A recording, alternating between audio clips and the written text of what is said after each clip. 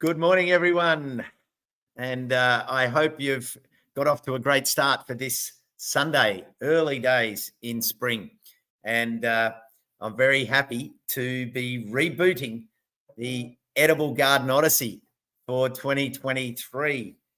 Very excited about what we've got coming to you over the next sort of month and a half, month and 3 quarters, leading us into the Urban Agriculture month of November. And of course, the highlight piece of that month is the Urban Agriculture Forum. I am coming to you from home today in Sydney on Gadigal and Biddigal land of the Eora, and I acknowledge this country that I'm on and the elders past and present, and acknowledge that everything about the Edible Garden Odyssey is connecting to the land where we live and building a regenerative outlook on the world we live in and the health we draw from the landscapes. Let us know where you're joining us from. That's always a nice way to start. Good morning, Brody. Hello, David. And David, we've got 2 Daves in the house, Carol, Marshall, Tricia. Welcome to you all. Let us know where you're joining us from. The Edible Garden Odyssey, we're really looking forward to presenting to you a whole range of special guests who are out there around the country dealing with the issues of food insecurity and, you know, in many ways, the cost of living crisis. They're taking this to small spaces and coming up with incredible solutions, because the reality is you don't need a massive farm to grow really good quality, nutrient dense produce. And some of the projects we're going to see over the next few weeks will really inspire you. And I suppose I want to start by giving a big call out to the team up in Singleton who are having their second Edible Garden Trail. The Edible Garden Trail ties in beautifully with everything we're on about on the Edible Garden Odyssey and the Urban Agriculture Forum, and of course Sustain, the Australian Food Network. And I was up there yesterday visiting a couple of the gardens, and what a wonderful day ahead they have. 11 gardens open in the Lower Hunter around Singleton, so anyone up there, make sure you jump in. It's only $10 to see 11 gardens. That's a lot of garden. That's a lot of ideas. That's a lot of education. And if you want to see a couple of the live broadcasts, you can check out on my stream here a few of the projects that I visited yesterday. So to kick us off, who better than Nick Rose from Sustain, the hang on a sec. Here we go. Let me bring Nick in, because Nick is out and about today, and he's joining us from the there he is there. He's joining us from the Oak Hill Food Justice Farm. Nick, can you hear us? I can indeed, Costa. Good morning. Good morning. Nick, good morning from Wurundjeri country in Naarm in Melbourne. Nick, it's great to be on the Odyssey again, and putting our focus on the Urban Agriculture Month. Absolutely, no, fantastic to be at this time of year, Costa, with the weather starting to warm up and the blossom coming out and plants getting active. It's really exciting, and yeah, we're super excited about what the month of November holds for everybody who's part of this movement right around Australia. It's interesting that you say that with 17 layers of scarf around your neck and a jacket. And, and I was down in Melbourne on Friday, and the forecast for as I was leaving was 7 degrees on Saturday morning. So that's always a good sign of spring in Melbourne when it's 7 degrees, because that it's a loaded spring. It's like ka-ching, we're ready to rock and roll. And yeah, well, I think we're heading up to about 25 or 26. I saw this morning next weekend, so it's very close. Now, tell us a little bit about the project that you're at and its connection to the Urban Agriculture Month and everything that you're doing at Sustain. Yeah, so we're here today.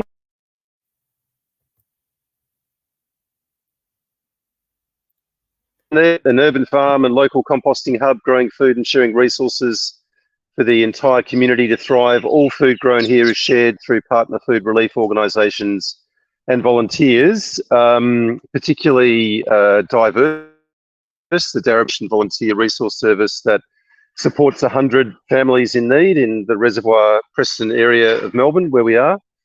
So as I start walking around, you see all the greens, the veggies, all of that is harvested every Monday by a team of local residents, volunteer gardeners and people from Diverse, and goes into their food hamper. We're now supporting, I think, about 15% of what they provide to those families, which is really fantastic, and we're really pleased about that. And that's what, you know, that's a big part of what food justice means to us. But also, you know, this part of the garden, this is the native garden. You might be able to see the murnong here, which is coming through. The yam daisy, which of course was, you know, the part of the original food crop of this region prior to colonisation and settlement. And then we've got a range of other edible natives here in our little native garden. And then we're, you know, what this is about is really demonstrating just how well you can use your typical Aussie quarter-acre block in this part of the city. We've got tropical plants, taro, bananas, this is kangaroo tomato, and then olive, and then all the greens in these wicking beds. But this little bit here, I'll just show you the sign so you can see it. Another really nice collaboration that we've been able to foster for the 2 years that we've been here with Preston Primary School. So this is, might be able to see that sign, Preston Primary Posada Patch. So we've had all 7. They're only five minutes down the road, down Tyler Street, other side of Plenty Road. And they didn't have a garden at the school. So when we got going at the end of 20, they said, would you know, can we work with you, and can you involve our students here? And we're able to design a hands-on outdoor learning program with these beds that you've seen in front of you. So all 700 of their students have all, I think about 3 times each, come up in their class groups on a Tuesday morning during term time and learn about healthy soil, about microbes, about mycelial networks, about composting, about cover crops, about seed propagation, and that's what we've been able to achieve with all the students from Preston Primary, which has been absolutely fantastic. Here you see the wicking beds, the cropping that we've got with radish and got some garlic, I think, coming through here. Brassicas, lettuces.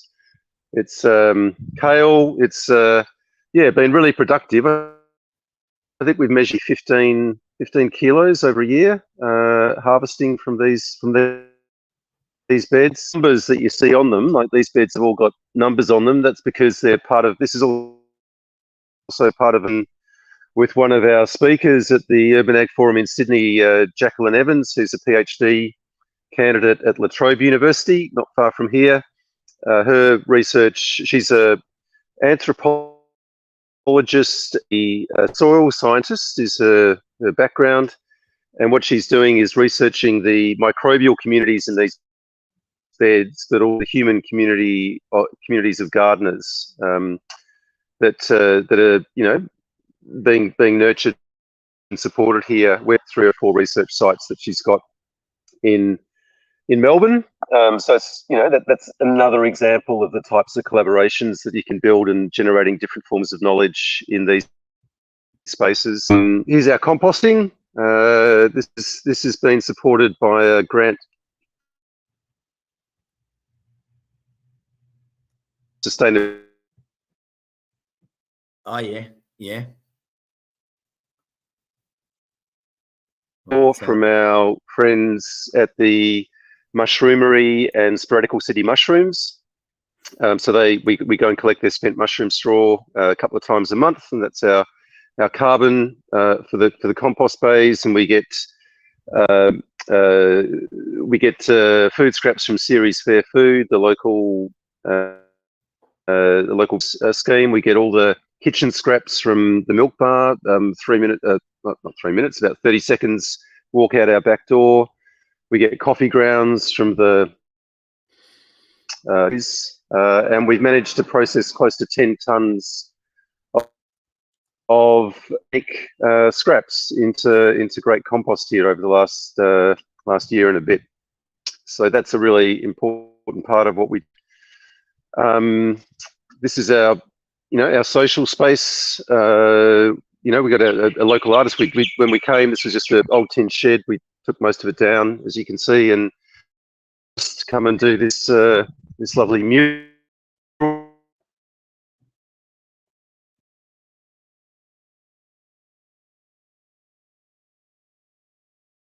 Oh, we got you coming in and out a bit there, Nick.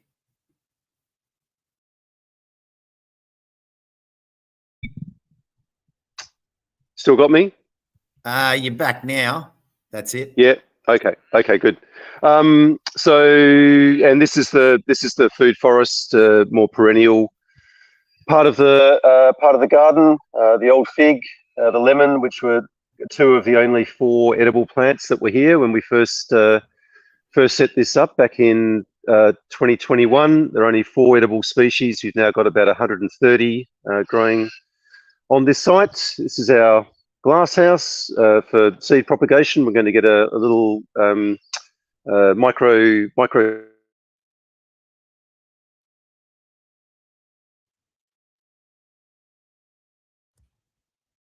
strawberry about a year ago. It's looking very healthy indeed. And this salt bush that I brought over from Footscray when we first got going in 2021, it was about a fifth of that size, and it's really happy here. And then lastly, this is our training area. We've got a bit of funding from some foundation partners to do youth internships, 6-week biointensive market garden programs, which are paid internships for young people facing challenges getting work or access to further employment. So yeah, we've provided opportunities to about 15 young people so far, and we've got funding to do another 30 over the next 18 months. And some of those will be in partnership with the local First Nations organisation Dadi Munwaro at their gathering place, Auntie Elma's, over in High Street, Preston. And these barrels, just to finish off, these barrels here for a biodigester that's being donated to us from Open Table, which will be located in this part of the garden as well. So yeah, that's what we're about here. It's a site of education, community connection, local volunteering, partnerships, making friendships, and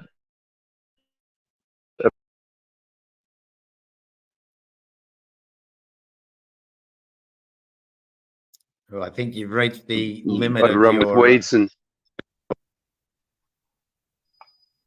of your reception. Sorry. Let me see. Is that better, Costa? Yeah, that's better. That's better. Okay, sorry. Oh. These are the joys of being out in the field, of course. What's possible in a quarter acre block. This is 800 square meters, house and garden. It was, being vandalized and abandoned when we took it on. It had been vacant for 8 years. And, that's a big part of why we're doing Urban Agriculture Month and the Urban Agriculture Forum, is to, to show what's possible with spaces like this, just how much you can achieve with a little bit of resourcing and a bit of, willing teams of people and relationships and collaboration. You know, there's so much that can be done. Exactly. And Nick, it's wonderful to kick it off for where'd you go? I'll just bring you back. It's wonderful to kick the Edible Garden Odyssey off with such a relatable project, a backyard scale, so people can realize. I mean, the figures you were talking, 10 tons of anything processed is a lot, and you're doing it there on a residential scale. What a wonderful project. Is there any way people can connect, any Melbourneites to connect and support the project for you? Yeah. So it's called Oak Hill Food Justice Farm. The website is oakhillfarm.org.au. There's a Facebook group. We've got, if you want to, if you live in this part of Melbourne, you want to come and volunteer Monday mornings, Wednesday afternoons, and hopefully soon Saturday mornings. Get in touch with us through the website. We've got a newsletter. We've got some events coming up. Next weekend, actually, we've got a spring pruning workshop with a really terrific permaculturalist, Angelo Eliades. Do you know Angelo? Oh, Costa? Yeah, I know Ange, of Come course. across him? Yeah, from Deep Green Permaculture. So I've known Ange. Yeah, I've known him for a long time. So he's coming to do a pruning workshop for us next weekend. Having our second birthday in October, we'd like a big crowd of people here to help us celebrate that, which will lead us into Urban Agriculture Month, where we'll have a number of open days through November. So yeah, jump on our website, oakhillfarm.org.au, and yeah, sign up to keep in touch with us. Follow us on the socials on Instagram and on Facebook. And yeah, please come and visit us. And this is where Sustain works from. This house, which used to be the vicarage, 5-bedroom house, this is now our office, and we're here most days of the week. So yeah, please come and say hello. Well, Nick, thank you. Everyone, you'll be able to see those links. They'll all go into the post. So if you want to follow up on any of the links, I'll make sure they're all up there so that you can find them just in the actual post itself. Nick, we're going to head from Oak Hill down in Melbourne, where you're all scarfed up, to Toowoomba, which I imagine is probably not super warm. So, Nick, we'll see you at the next broadcast in a couple of weeks. Thanks, Costa. Thanks, everyone. Okay, Nick. Bye See ya. now. All right. Well, there we go. Nick Rose from Sustain, an absolute champion of the Urban Agriculture Month, the forum, and everything about urban food around the country. Always a pleasure to hear about Nick and the projects that he's working on with Sustain. Speaking of, there's my Sustain t-shirt. And this one, how good is this? This was the Urban Agriculture Forum, 23 to 24 of February 2018. And here we are 5 years later, and it's getting stronger and stronger. So I'm pumped about that. Now, our next destination is the Toowoomba Community Garden. And let me bring our next guest, Kylie, onto the stage. Kylie.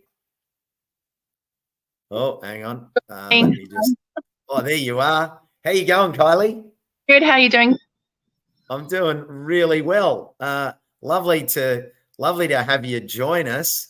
Tell us a little bit about the garden and its background and how it's going. Yeah. So originally established in 1982, I believe we're probably one of the longest running gardens in Queensland, known as the Darling Downs Natural Growers. Then we changed across to Toowoomba Community Organic Gardens in 1995. So we've got a beautiful space here in Toowoomba that the council, it's one of the council parks that they've provided part of the park to us to establish the community gardens. So basically we have multiple areas where we have garden beds that members of the community can hire. I'm just going to turn my camera around if I can work that out. Yeah, sure. I'll get you to, I know we don't want that screen. Let me. So we have secured areas where members of the community can rent a plot. So we have approximately about 40 members at the moment. Altogether, we've got 26 garden beds that can be hired, just varying sizes. We've also got some communal areas that we all work on different projects with.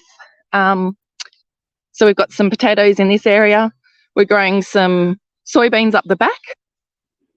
And then these are individuals' plots here. So we're pretty much full at the moment. We're about to start a wait list for the garden beds, which is really great. Then we also have some field plots which are over here, which are rented out by the African community. So they grow their maize. So I think the ladies are from Uganda. So one of the girls has put her maize in, which is just starting to come up. So they're all doing that at the moment and getting that ready. And then we have just some general areas. We have school students that come down and they work different parts of the gardens. We also have a number of schools that we partner with that do volunteering, and the students come down and volunteer for us, and then they learn about sustainability, you know, composting, how to recycle all the waste, how to grow a garden, that sort of thing. Yeah, we're using a couple of different methods at the moment. So that's a hugel garden that we're doing, which is just reusing all the bits of timber and wood that we have from pruning and things like that, and then we add compost to it and then grow into that. So that one's not looking too bad at the moment. Yeah. And then we just have some other little plots. Now this area here is our accessibility gardens. So these are all wicked beds. We got a grant to build these a couple of years ago. And this is available for anyone that has mobility issues or has a disability, because they're the raised beds, so they're easier for them to get into and use. Yeah, I like the 45-degree angle there that the wheelchair can slide up to it, and they can literally have their chest flush up with the garden bed. Yeah. So they're not looking too bad at the moment. And then this is another area. So this is the original founders' gardens. So this was the first part that was established back in the late 1980s. So we've had all of these garden beds have all been redone. And they're a little bit bigger than the other garden beds, the metal raised garden beds that we've got. So as you can see, everyone's gardens are doing really well. We've had quite a dry winter up here, and it's been very mild compared to usual. So that's our bed. We've got our greenhouse, which we've just set it up with irrigation, and we'll start doing seedlings and growing plants to then put back into the gardens. So, and then we've just got our little shed where all our tools are. Oh yeah, we need, sheds. We need resource centres and sheds. That's always a key part. Wow, there's so much going on. It's such a broad, expansive space on. It is a very big space. In the park. Yeah, it's a massive area. So this is our forage permaculture garden. And this too, is the original part of the park. So a lot of these trees are, 40, 50 years old. So we're slowly working through here and trying to get it back, because with COVID and everything like that, we sort of weren't able to do a lot. So it's starting to look really good. We're getting everything organised, getting our ground covers supported again for the ecosystem and things like that. And then over the backside here, we've got our orchard. We've got an orchard as well. Gracious me. This is a botanic garden. It is. It's a very big space. We're very fortunate, and a lot of the community don't really know it's here. It's sort of a park that people just sort of transit through. So I'm sure you've been... I had a question from Nazreen, and she said, how do you engage the community? I'm finding it difficult at our garden to get the engagement. So that's a big issue for us as well. We have a Facebook page. We try and do a lot of promotion through that. We also try and go to different events that are on through Toowoomba, like the World Environment Day and other sustainability events where sort of like-minded people would more than likely be at to promote the gardens. The council supports us as well. So we've actually got Carnival happening this month. So it's very busy and looking absolutely amazing up here at the moment. The Carnival of Flowers, yeah. Yeah, all of September. Yep. So it's very busy and buzzing up here at the moment with everything, and we get quite a few people that come through the park and the gardens then. But yeah, just trying to make those partnerships with other like-minded businesses and your local council if they're able to support you in trying to get into their newsletters, and we have a newsletter as well that we do monthly. I hope that's a bit of a help there, Nazreen. And while you're there, Kylie, Ollie Young has asked, where does your fruit and veg go? Does it go to charity? What happens? Yeah, so we're working at the moment. Traditionally, the people, because the orchard and where the permaculture garden is all public space, people will just help themselves. And then also the community members of the garden, we will pick it and have a share table. And then the same with the produce that comes out of people's gardens. If they basically have too much produce that they don't want to take home, we have a share table here that we share with the members. Ideally in the future, I'd like to try and work with some organisations and for us to try and support them with produce as well. Yep. So at the moment, we just don't have anything set up to start doing that, but that is something that we're hoping to do in the near future to support the local community in that way. Yes, yeah. So, and then up behind where we were, I didn't go all the way up there, we have our bush tucker and our native gardens. So we're just about to re-establish those. They've sort of been let go over the last probably 5 years or so. So we're hoping that in the next 12 months we can get those established and re-established and put some new plants in. I'm currently talking to the University of Southern Queensland in relation to one of their degrees that they do with the students and whether they might be able to come out and help us with what plants to put in for the bush tucker and that sort of thing. So yeah. I had a question here. Do you run any courses or workshops? Yeah, so we do try and have workshops. We were lucky enough to get a grant through Australia Post. If people don't know about that, that's a grant that comes out every year, specifically to do workshops.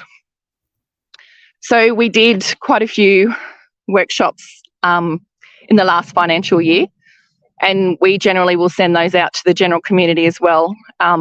They're all free because we've got the grant, and but this year we didn't apply for the grant, but we will still be trying to do workshops. So we just try and use our membership base.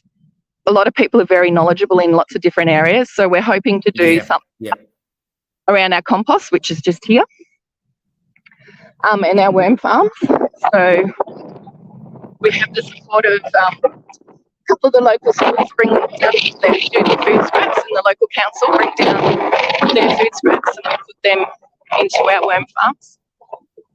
Yeah, and then we have a couple of the restaurants that give us the coffee grounds. There seems to be a bit of a theme in the questions, like how do you get the council on side to use the space? Do you get any funding support?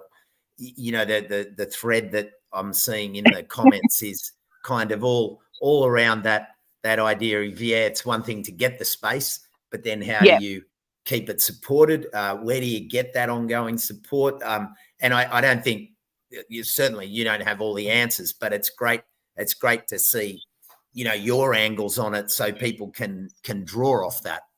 Yeah, so that's one of the biggest challenges we really face. And I'm sure it's, as most of the other community gardens have said, a lot of our financial support is provided through grants. So we are just constantly looking for any grants that might match up to any of the projects that we've identified that we want to do, and then apply for those. I think it's just building that relationship with your local council, and then trying to establish that to be able to get the support from them. And then even like your local member and people like that, getting them involved with the gardens, and any other businesses that you feel might be able to support you. Yeah, boom. They're two really good points, because, you know, if you don't have the members there, well, then there's no talk and chatter about it at the council, and you need that top down, as well as you need to get the support and the communication going with the sustainability officers and the community liaison. So yeah, that's a really good point. And then of course other businesses, they're two important elements in any community. They're the hub, you know, they're the spine, and it's great to hear you tapping into that. Yeah, and it just takes time. You know, we've Toowoomba Community Organic Gardens, you know, 1995 is when the name changed across. And it really does depend on the support you have from your members as well. If you've got quite an enthusiastic group of people, you know, obviously most of the time you do, and everyone's got the same sort of goal because that's why they're there. And trying to work together in accomplishing those goals for the gardens, and then building those relationships with those outside parties for the partnerships. So, well, Kylie, thank you so much for a great tour.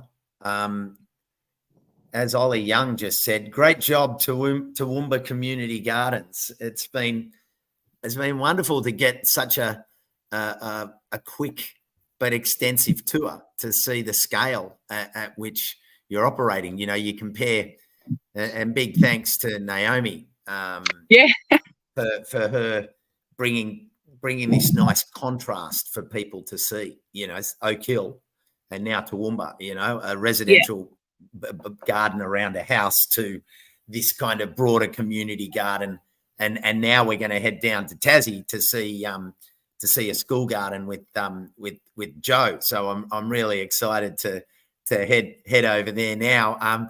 Any final comment you'd like to make before we head off? No, well, thank you for having us, and thank you to Naomi. She's actually going to pop in and see us in a couple of weeks while she's up here, so we're looking forward to catching up with her.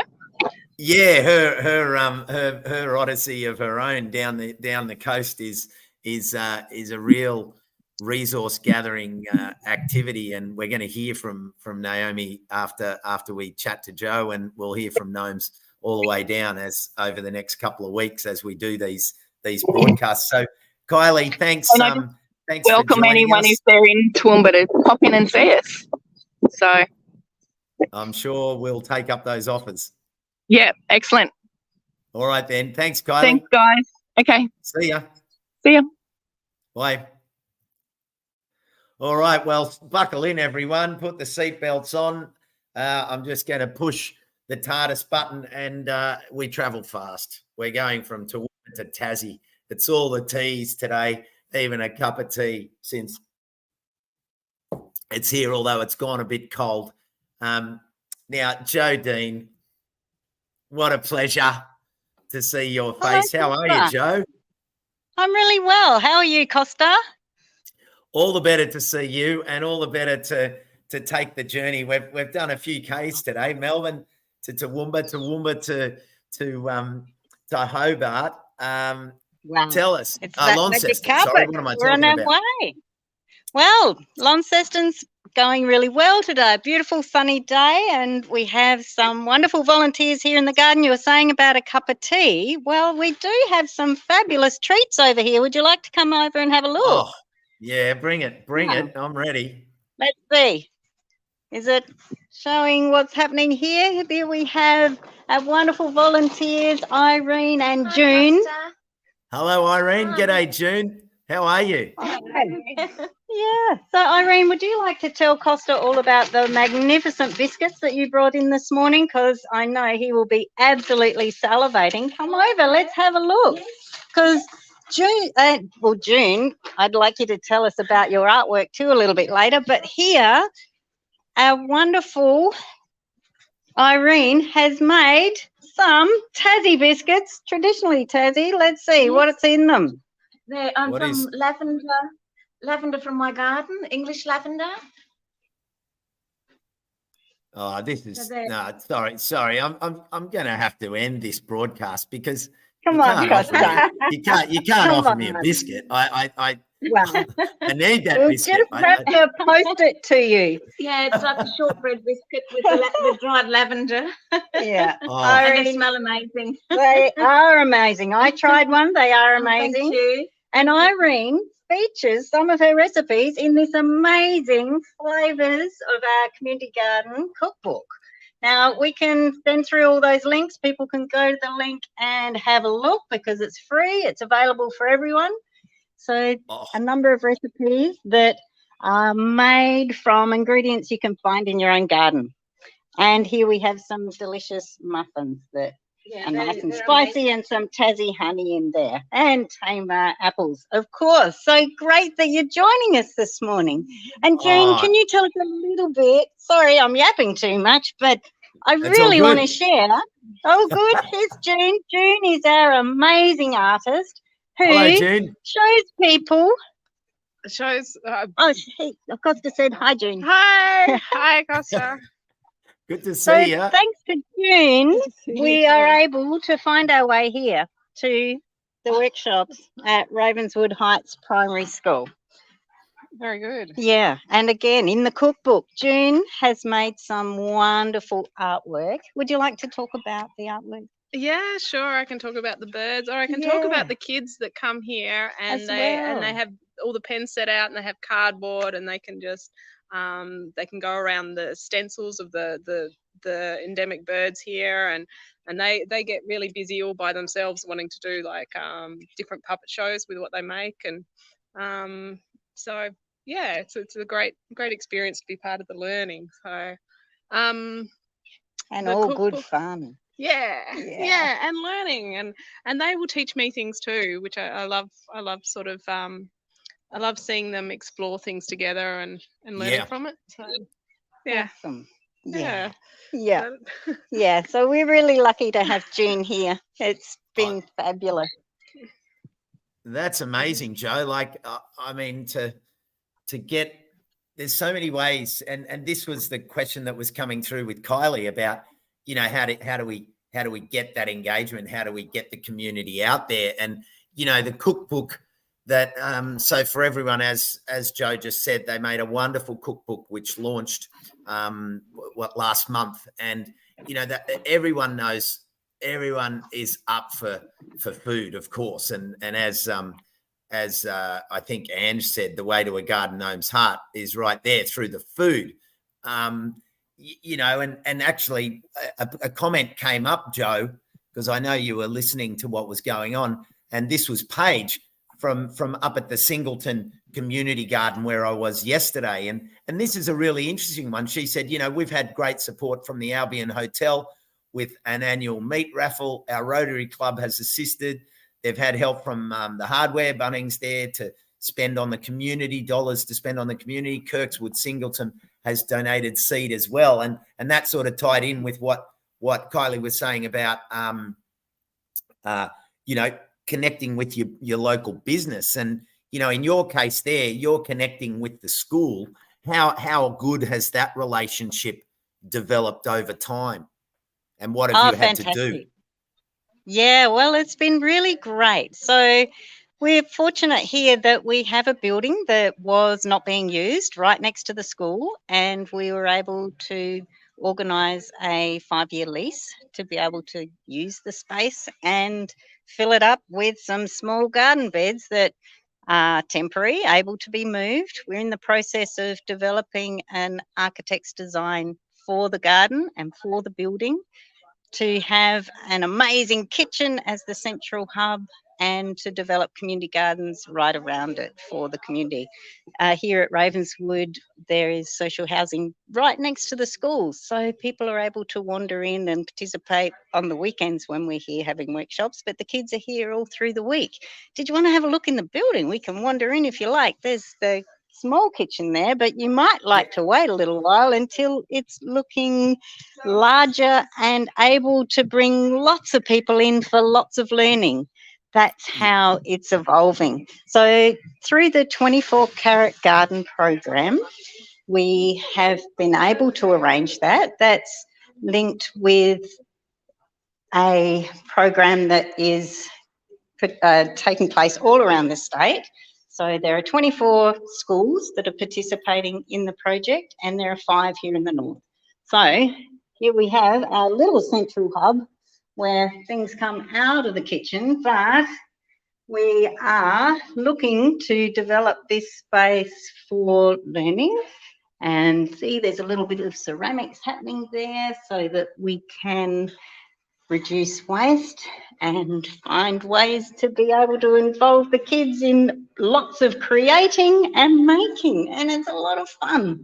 We enjoy, as you can see, there's a little bit of learning happening around soils, lots of propagating this time of year, and here are the birds stencils that June was talking about that another fabulous artist Annette made for us. So yeah, that was a really fortunate partnership with the 24 Carat Garden program, and that's part funded by the state government and also part funded by philanthropic funding. And I want to show you this. This is a respect garden.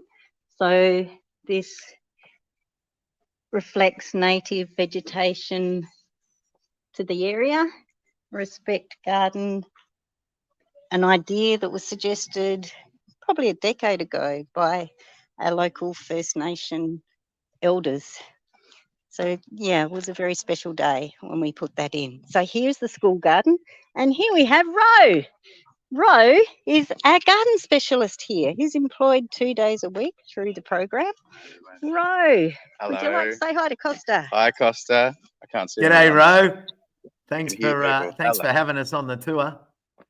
Oh, and likewise, thanks for being with us. Absolutely welcome. Yeah, welcome to Ravo. Would you like to have as a you look were, Jo. around the school garden? Can we go through? Yeah, Yeah, take us absolutely. through. Yep. Yeah, so Yeah. we'll walk and talk. Here we have some fruit trees around the edges. So as I explained, we're in a process of design and development. So developing the design, and the students gave ideas on how they would like the garden to evolve, what they would like to see. So we will see a large growing space coming in here with a greenhouse, an outdoor classroom, and this is something I think you'll really like. Come and have a look at this. This just happened this week. Here it is. Compost. Really exciting. So the kids can just run over and put through into the compost bin their banana peels or their apple cores. Oh, can you And show us the Ro. bin a bit? Can you show us the bin? Oh, okay. Well, I can show you from the other side, or you can see from, I'll show you the post. Just post it through there, compost into the bin, and well, there he is. Right. Ah, Showing okay. where the compost can go. And it's all very Compost. exciting. I like that. A I compost. like that. Yeah. Yeah. Yeah. And the kids help to make that too, which is all exciting. So yeah, Ro, Yes. would you like to share a bit about the program? Sure. What have I missed? Yeah, tell us all about it. We've just started. No, you just look and you talk. Very good. Yeah. Yeah. Cool. Where to start? I mean, we meet up every week. I see about 120 kids roughly. So about half the school comes in for a whole term period, and then the other half gets the next term period. And so yeah, classes of 10 to 20.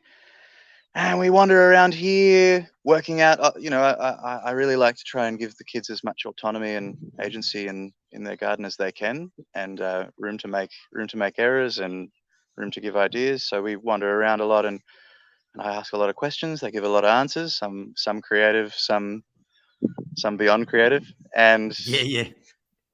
lots of we spend a lot of time practicing, finding fun ways to practice fundamental gardening skills. I think I'm more and more recognizing that the work we're doing here,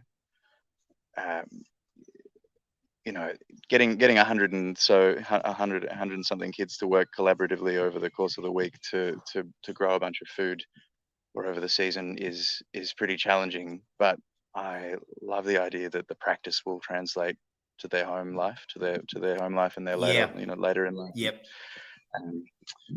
And I love the way that the produce is coming from the garden into the kitchen. The kids are involved in every step of the process. Yeah. Yeah. We certainly trying to get them cooking more and more, which also presents its own challenges and such. But yeah, it's a wonderful thing to be able to have them going all the way from growing to eating, growing, cooking, eating, etc. Yeah. I'm not sure what else to add at this point. Great. But thanks, Ro. But it's an absolute pleasure to meet you. And yeah, thank you, I Ro. would love to hear your thoughts on this place and programs like this. I'm not sure what the model of today's video is. Is it a Q&A? Is it a... Well, partly, and discussions around gardening in small spaces. Yeah, so I'd really like to show you, Costa, if we have a few minutes. I know that, there's lots happening this morning, to be able to show you our Indigenous garden. So this was part of the Mina Nina program. So we have some beautiful pollinator homes, of course. Beautiful Xantheria here. Students have watched grow over many years, but we've been putting some new bush food plants in, some Corias and Mandras here, but also beautiful habitat, for the birds to be able to come into the garden. And we see a lot here, which is really wonderful for the kids. It's that opportunity to be outdoors in nature, and more greens that will be perennial and available for eating through the seasons, and some delicious native mint. So yeah, we're really excited how the garden's going to be developed with some funding to help it all happen. And yeah, you were mentioning before about sponsors. We've been really lucky. A local compost maker has donated all of our compost, and it has kelp added to it. So last year, off of this relatively small space, we were able to produce more than 250 kilos of produce through the summer. And that was shared at the community garden because it was available through the school holidays and the students weren't here. We were sharing it through the community garden at the community centre, Ravenswood Neighbourhood House. And it's all organic, which is such a wonderful joy to be picking organic food from this garden. So yeah, we'll wander back over here if anyone did have any questions along the way. Fruit trees here, and there'll be more fruit trees added. So quite a diversity, apples, cherries. We have some wonderful berries at the back of the garden, and our blackwood is a real feature in the landscape. Wow. You can Yeah, see that's it a for beauty. miles around. Yeah. And the birds love it. So we're back. Well, Jo, what a fantastic tour. Thank you so much for organising your volleys, as well as Ro to come in on a Sunday at 8:30 in the morning to share. Was a good reason. Ro was on his way to puppy school, so he just dropped in on the way. So yeah. Thanks, Ro. Oh, absolutely, my pleasure. Yep. Yeah. Any excuse to get out in the sun, Yeah. of course. Exactly. Genevieve Lawler said the joy's all over your faces. And Yeah, how lucky are those kids to have this amazing opportunity, and so great to see Tassie natives and community gardens. So yeah, people have really enjoyed it and appreciated your efforts in being available. Alison asked, how are you controlling weeds in your organic garden? Using a lot of mulch as a way of being able to block out the light. And when you have a base that hasn't a lot of weed seed in it, that makes it a lot easier.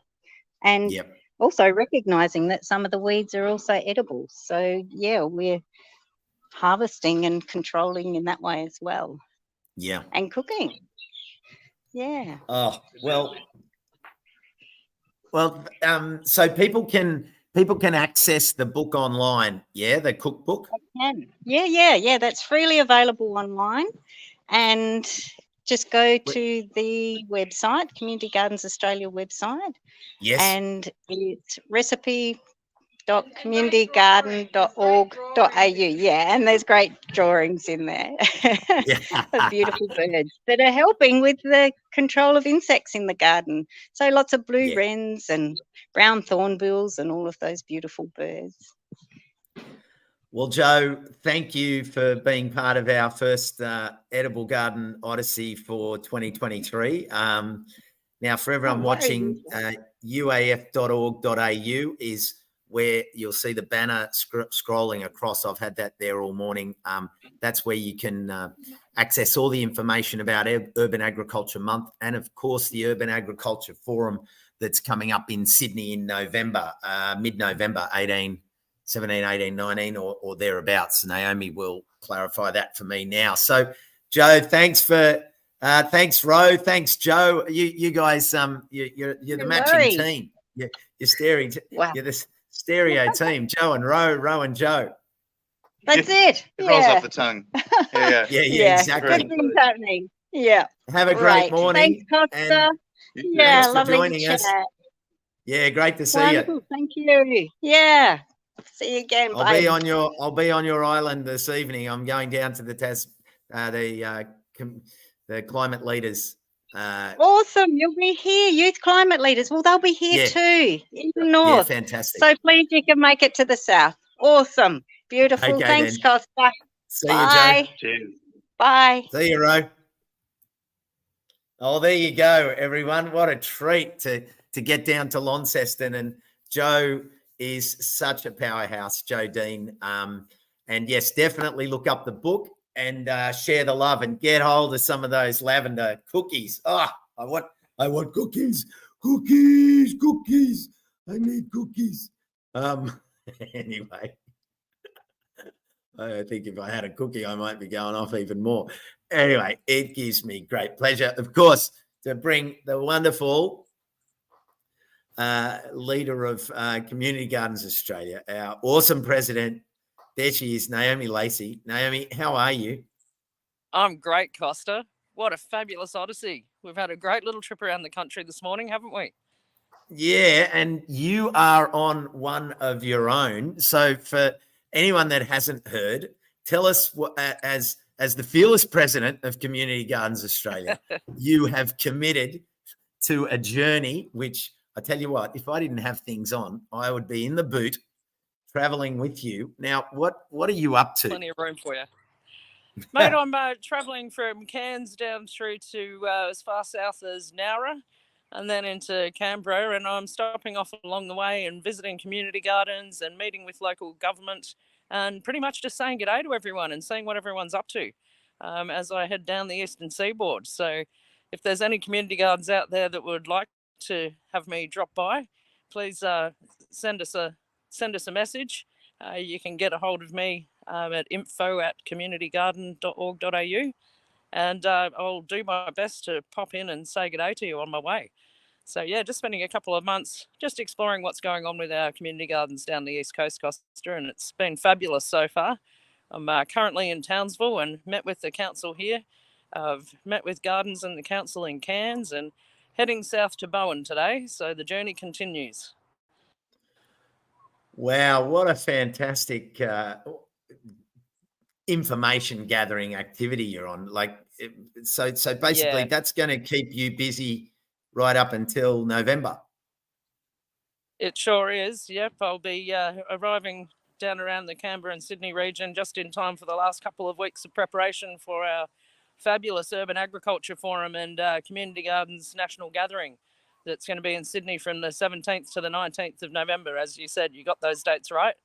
So, yeah, we've got a couple of fabulous days of wonderful speakers. We've got over 50 speakers that are going to be presenting over 2 days. Everything from how to grow stuff, some wonderful research that's out there that people have been doing, heaps of fabulous projects, some workshops that you can participate in. And on the Sunday, we've got a whole bunch of different tours around the Sydney region to various community gardens and other urban agriculture projects. So it's going to be a fabulous 3 days, and we're all really looking forward to it. 50 speakers in 2 days. You're creating trauma for me already. You know, the best thing telling me Costa, that is we're offering it as an online delivery as well. So if you can't make it down to Sydney, you can buy tickets so that you can join us online. And we're also going to be recording all of those sessions. So anyone who purchases a ticket, whether it's in person or online, you will be able to access all of the talks afterwards, which is really good because I was having a bit of trauma trying to work out who I was going to be watching whilst I was there and present. And there's too many people speaking at the same time in all the different breakout rooms we've got. But now it's okay. Now what I miss, I'm going to be able to watch afterwards. So that's really good. Oh, that's brilliant. And Nazreen was asking, are you coming to South Australia? You're welcome to our garden. Well, I'm sure. Brilliant. Nazreen, Naomi, send us a message and we might do your garden on the next Odyssey with Costa in a couple of weeks. Yeah, there you go, Nazreen. That would be that's perfect. So anyone else, if you're watching the replay, even keep us posted and contact the banner that I put up there, info@communitygarden.org.au, and let Naomi know. And we're basically doing this as a way to share the width and breadth of community gardening and of course urban agriculture, which that's the banner it comes under. Regardless of how big or small, we want to see it and inspire people. And you know, the team up at the Edible Garden Trail here in Sydney, the Edible Garden Trail in the Blue Mountains, the Edible Garden Trail in Singleton. There's the Central Coast Edible Garden Trail. There's the Adelaide and Perth Edible Garden Trails. They're really expanding. Apollo Bay and the Otways Edible Garden Trail, one of the earliest ones. You know, they're all part of this. And, you know, yesterday being up there in Singleton and knowing that as we speak, you know, from 9 till 4 today, there's 11 awesome gardens open. And, you know, Friday night, there was a wonderful launch of Gardening Australia Junior, which is all about getting the children into the gardens as part of their life, as part of their base foundation. So all of these things are going on, and it's just brilliant to hear about it, isn't it, Gnomes? It really is, Costa, definitely. And you know, that's why we started with Sustain as well, the Urban Agriculture Month. So every November now for the last couple of years, and this is ongoing, we're having a whole month of celebrating all of the wonderful food growing enterprises and gardens and community opportunities that are out there for people to experience. So really encourage everyone to jump online as November draws closer and have a look at the calendar on urbanagriculturemonth.org, I'm pretty sure it is. I think you've got the banner up there, and you'll see all of these wonderful events around the country. And you know what, Costa? This year, we're going to hold our first ever National Community Gardens Open Day, and it's going to be on November the 26th. So all you community gardeners out there, we're encouraging you, like for one day, we'd love to see as many community gardens around the country open their doors to the wider public and invite everyone in and show them what you're doing. So that's going to be really exciting for us, and that's going to be our flagship event for Urban Agriculture Month, which is really great. So looking forward to it. Saturday the 26th. That's it. Saturday the 26th of November, Community Garden. I'm just putting that. Look at that. There it is. It's officially in my diary Oh, beautiful. So Well I'll done. start to spread the word. But I also Yeah, love the great. fact that, you know, Urban Agriculture Forum became Urban Agriculture Month. And it is now like we're kind of created the runway into Urban Agriculture Month with sort of 6 to 8 Yes. weeks of Edible Garden Odyssey to just Yes. get people ready for November. So Get so you everyone know it'll be inspired and yep, September wet to their whistle November and- before you know it. That's it. Exactly right. It'll be honest before we know what's happening, which is very exciting. Oh, So, but yeah, it sure we hope is. everyone jumps online and grab your tickets to the forum. It's going to be a wonderful, wonderful event. And as I said, you can, if you can't make it in person to Sydney, you can join us online. So, and all of those fabulous speakers, you'll have access to them, the recordings afterwards too. So it's an That's ongoing resource, priceless. which is just wonderful.